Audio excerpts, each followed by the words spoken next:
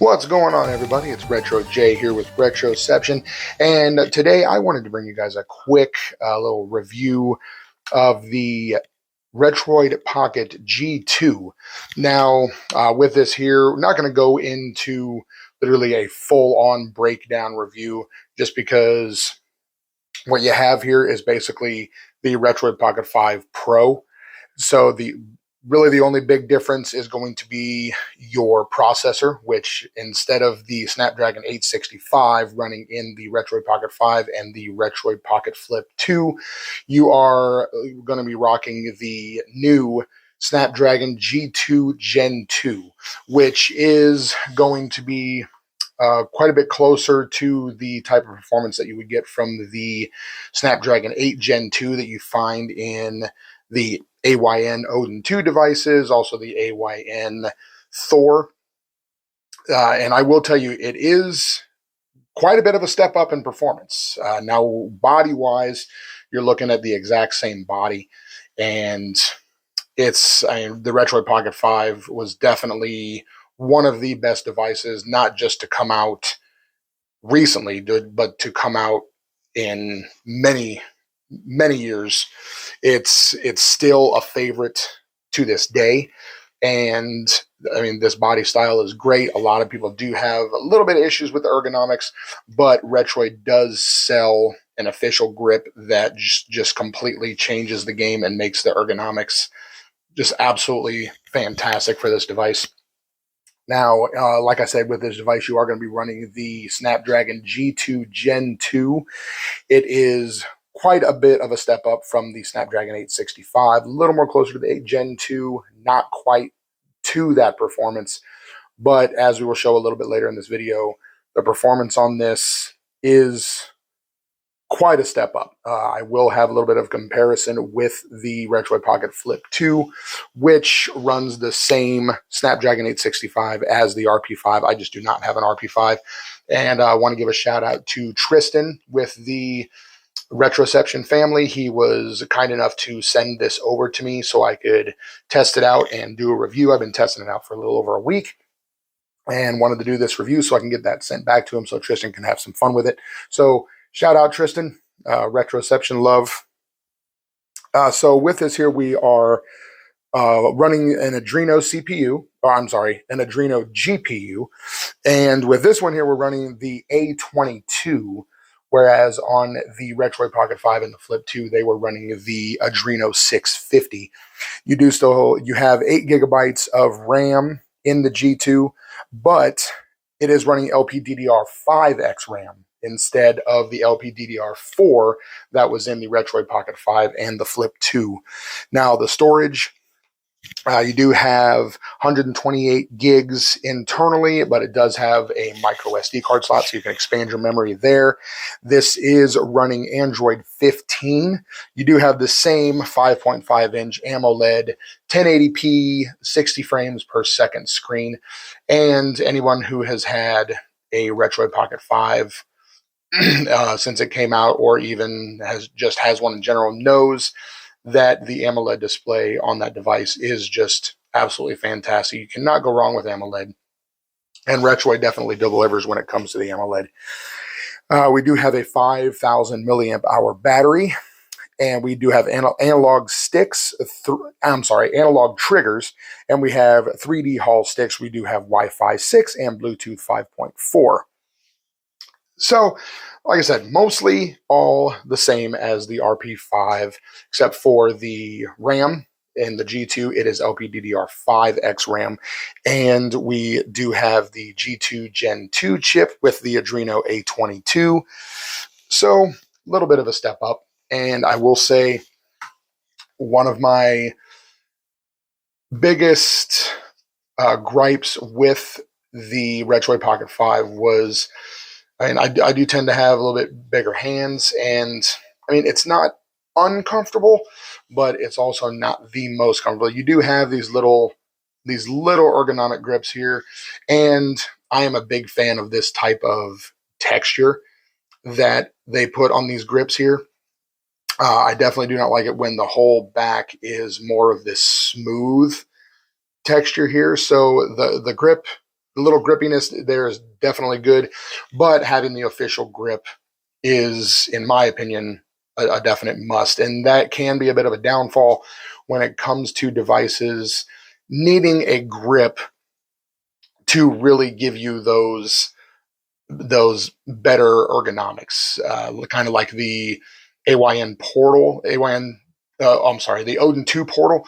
That, I mean, a nice big device, 7-inch screen, OLED, but it really just had its best ergonomic feel when you had the grip on it.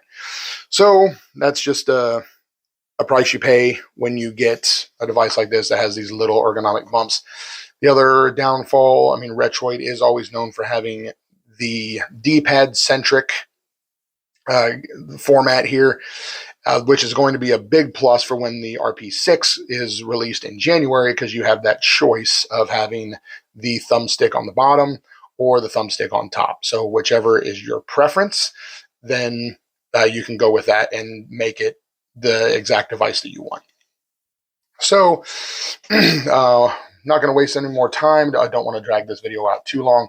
But again, you do have the analog triggers here. You do have the 3D Hall sticks. There is RGB lighting on these as well. And let's actually go ahead and turn that on there. So, yep, you got that there. And then if you press and hold, I believe, what did happen there? Oh, it keeps going out here. There we go. You can come up here. You can change the different colors, and you can adjust the brightness, the saturation, so you can customize it however you see fit there. All right. And so what I'm going to do here, just going to go into a couple of gameplay tests here. One of my big gameplay tests that I do is Need for Speed Most Wanted, one of the most intense games to emulate on the PS2. And you know what, before we do that, let's actually bring out its little flippy brother here. And I'm going to show you the settings that I have set up on the emulator. So we're going to be running Nather SX2. And this is Nather SX2 4248. It is going to be on both devices. I will show you here. So Nather SX2 V2.2B-4248, built March 13, 2023. So that is the version that we're going to be running on both devices. And what I want to do here is go into my app settings. And what I'm going to do here, I have them both. I was going to have them set at both 2.5 because that's the 1080p setting. But probably what I will do is, actually, you know what? Let's go ahead and do that. So it's a 1080p screen. We'll set it at 2.5x, 1080p, FHD. And let's see. So we are running on the Vulkan renderer. And I do have the FPS. Let's see here. Enable. Yep. Show FPS there. So we're going to be able to see how we're doing when it comes to frame rate. So let's go over here. Let's open up. It's not going to take long for you to see on the Flip 2 here, because it is going to be pretty evident right away that this is going to be bogged down pretty substantially. So we're going to load it up here. When it loads up, it runs perfectly fine. All right, there's Mia there, and then we're going to go here. And I'm going to turn the volume up just so you can hear. So once it loads up my memory card, and take a look here. So take a listen, and then there's our frame rate, 59.93. Load successful. Okay. You hear that?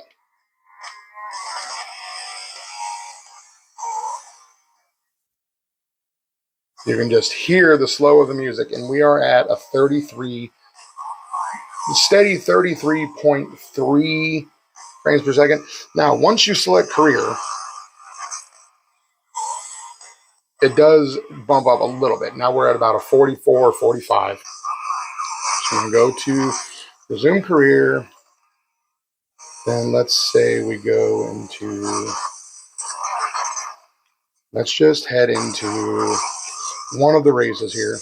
And you will be able to see as soon as we take off on a race, just how much this is bogged down at a 2.5x. And then we will pull out the G2 and really show you what the difference on the performance is here. All right, so right here, we are at 60, 59, 6.2, so not horrible. But as soon as we go in here to start the race, we are sitting at a 37, 40.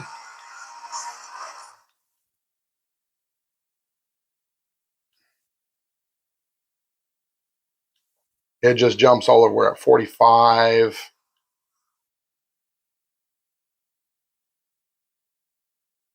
I really am better at this game. It's just kind of difficult looking through the camera. But anyway, so definitely not pulling the right speed for that. We are bogged down quite a bit when it comes to Need for Speed Most Wanted at a 2.5x. So here on the G2, now let's go ahead and start it up here. I did not have everything scraped and everything here just because with being Tristan's handheld, when I loaded everything up, but I'll let him handle everything with like the scraping and all that good stuff. All right, loading it up here. And let's go into the settings just so I can show you guys where we are sitting for, okay, so same thing, 2.5x, 1080p. And we are on the Vulkan renderer. And then we do have the FPS shown. All right. Hi, I'm Josie Merritt, and I play Mia in Need for Speed Most.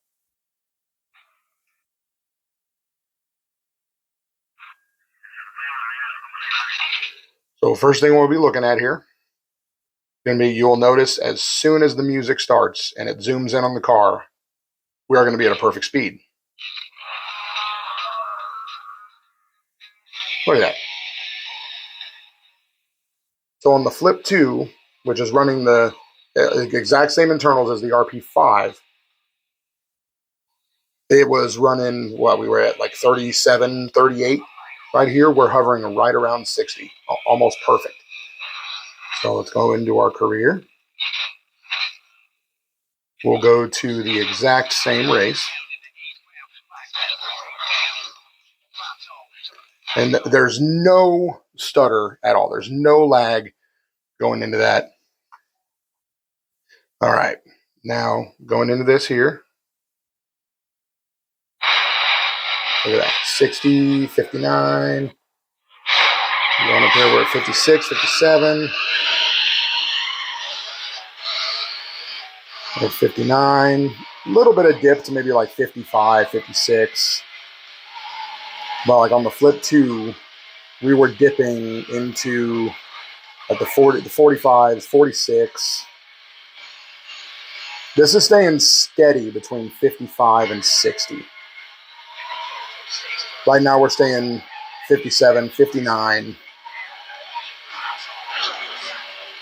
Occasional dips down to 54, 55. Right there you had about a 45, 47 when more cars came onto the screen. But you can see my point. We are really staying, you can see the power increase when it comes to a heavy game like this. So that there gives you an idea of the power boost when it comes to PS2 there. Now, everything else that you're looking at, I mean, you're not going to have any issues at all. I mean, say, let's see here. Yeah, say we want to go into GameCube here, and with Wind Waker, obviously, I mean, this can run on the RP5 and the Flip 2 perfectly fine. And let's see here. You know what? I may not actually not have. Let's see.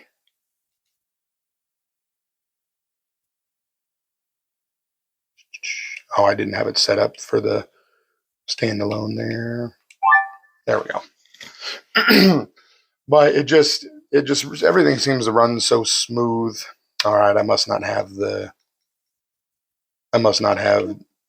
Dolphin folder and everything all synced up correctly. But my main thing here was to show you the performance increase when it comes to high-end games on the G2 compared to the RP5 and the Flip 2. Now, you know what? Let's go into God of War 2, because this is another one where we will be running at a 2.5x internal, and this is going to give you a good idea of the boost, and then I will, let's see here, widescreen processor. All right, let's go into load here. Where am I at here?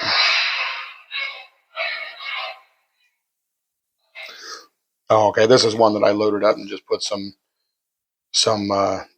cheats on there just to have fun and see what it would do here. All right, so 2.5x. I think I will be coming to a point of some fights here in a minute.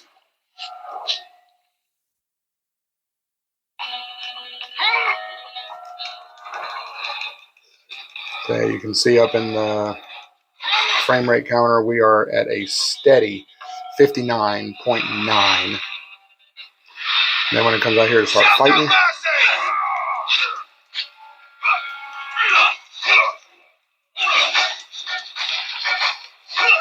yeah, on any of the fighting, we're not seeing any slowdown whatsoever. We're staying on that 59.94, 59.95, all the way up to 60.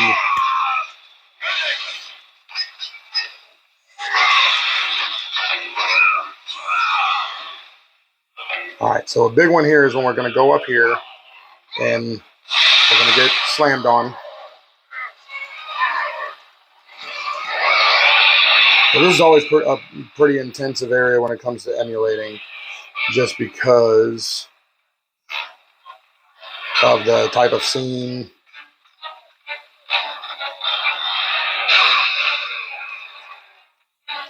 Still running at that 59. We're not dipping below 59.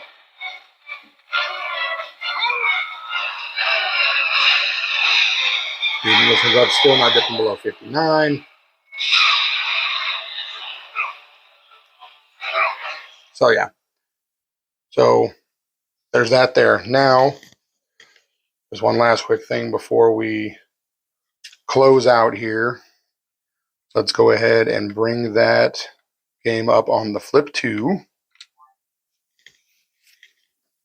2.5x on the Flip 2 as well.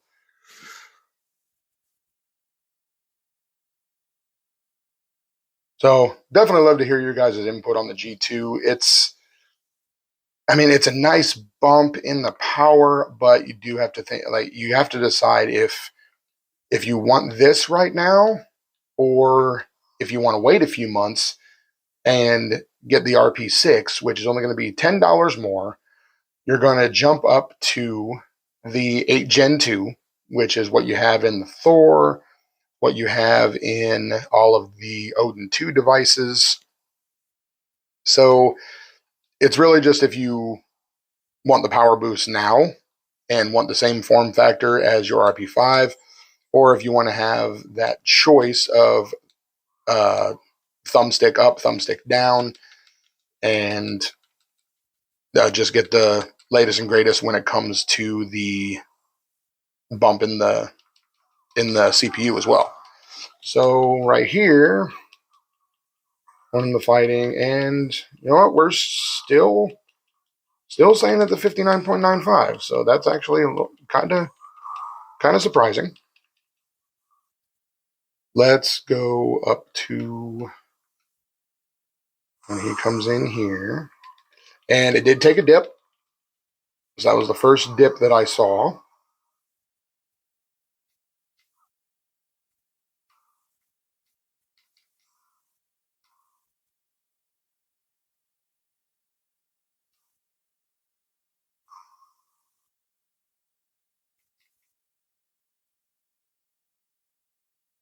All right. So keep your eyes on the numbers there. If you see it go red, then that means we're taking a dip. Ooh, not being very nice. All right. Yep, there we just took a dip down to like 42 for a second. But this, I mean, we're still. Ooh, yeah. I guess this is what happens when you have it on very hard. So that's not as much of a dip as Need for Speed was, but it did take a couple of dips as opposed to on the G2, we didn't see any dips. So that's basically the biggest difference to show in a review when it comes to the extra power that the G2 has when it comes to difference between the RP5 and the G2. The G2 Gen 2 chip is this is the first time we've seen it. This is the first device that it has been in, and it's an increase. It's if you want, I guess what I would say is the type of person that should go for this is someone who has been teetering on getting an RP5. If you have been teetering on getting an RP5 and you don't want to wait until January to get the RP6, get the G2. It's a it's a good step up from the RP5. It'll definitely give you better PS2 performance on a lot of the high demanding games. And everything else below that, it's going to play just fine. So let me know anybody that has had experience with it or anybody that has any questions about it. Let me know in the comments if you have any questions. Feel free to ask. In the comments, we do have some of our other Retroception members in there. If I'm not around, they could always answer questions as well. But I do try my best to get on there and respond to any of the comments. I do appreciate anybody that interacts, that keeps an eye out for the videos. Liking and subscribing is always great. I am definitely trying to get our subscribers and our views up so I can possibly start getting some review units sent over so I can keep these up for you, keep the videos up, keep the info coming. I do have some more reviews coming. I still need to do the review for the Thor. I am still doing some more testing on that. I really just cannot get enough of that. I recently came into possession of a bucket list device of mine, and I actually do happen to have it here. I am going to do probably what we would call a re-unboxing just because this has been out for a while. But this bad boy right here, the Ioneo Pocket Evo Retro Power, 24 gigs of RAM, 1 terabyte of internal storage. This thing is a beast. A couple people I want to give a shout out to. Josh from the Retro Handhelds Facebook group. He decided he was going to get rid of this. He didn't really do much with it. I mean, his busy lifestyle that he has going on. And I jumped on it. We were able to work out a deal with a trade and some cash. And he was absolutely phenomenal to work with. Amazing guy. So shout out to Josh. And also shout out to the main Ioneo man, Daryl. You can find him on the Retro Handheld site. If there is anything that you need to know about Ioneo, their devices, any type of information, you get a hold of that guy. He is going to be able to let you know anything you need to know. I know a lot about a lot of these companies, but when it comes to Ioneo, there is no one that you want to talk to that will know any more than Daryl does, unless you're talking to somebody who works like straight for Ioneo. So, Ioneo Pocket Evo Retro Power bucket list device. I'm going to do a re-unboxing of this since it's been out for a while, but I'm like a kid on Christmas with this thing. So that'll be coming. Like I said, review for the Thor, and then the Odin 3. That's going to be shipping soon. Once I get that, I know there's already been review videos out, but I will get my first impressions and review video out of that as well. But I appreciate you guys joining me tonight. I know it was just a quick little thing with the G2, but everyone knows about the RP5. Everyone knows the internals. I gave the internals of this compared to the RP5 and Flip 2. Then compared some gameplay for PS2 from the G2 and the Flip 2, just because I do not have an RP5. But the Flip 2 is the same exact internals. Only big difference is just the clamshell form factor. So, thanks everybody for joining me tonight. Big shout out to the Retroception family. Goose, Smash, X, Tristan. Much love to everybody in the family. And we will catch you guys on the next one. Keep it retro.